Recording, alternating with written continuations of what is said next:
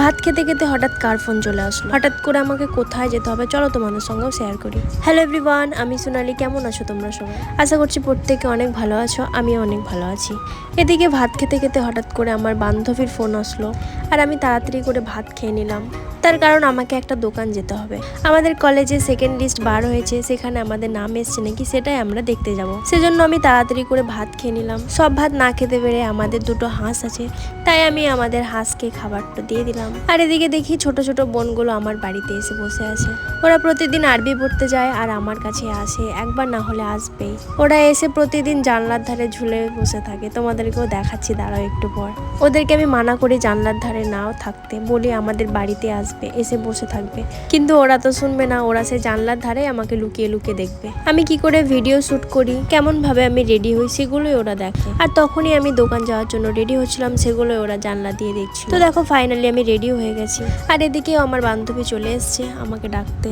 আর ও তো ক্যামেরার সামনে আসতে সত্যিই লজ্জা পাচ্ছিল, সেজন্য আমি পেছন দিকে নিয়ে নিচ্ছিলাম ক্লিপগুলো। তারপর দেখো আমরা এখানে দুজনে হাঁটু পা পা করতে করতে চলে গেলাম। আর রাস্তায় হাঁটতে হাঁটতে দেখি একটা খেজুর গাছ, দেখি খেজুরগুলো তো পুরোই পেকে গেছে। খেজুর দেখতে দেখতে আমরা দুজনে হাত ধরে চলে গেলাম দোকানে। যারা মারগ্রাম থেকে দেখছো তারা অবশ্যই চিনতে পারবে, এটা হচ্ছে স্কুলের সাইড, অবশ্যই তোমরা চিনতে পারবে। আর সত্যি এত গরম, এত রোদের মধ্যে হেঁটে আমাদের তো পুরো শরীর খারাপ হয়ে গেছিল, একদম রোদে ঘেমে গেছিলাম। তারপর ওখানে একটু বসে তারপরে ফাইনালি দোকান খুলে দিল।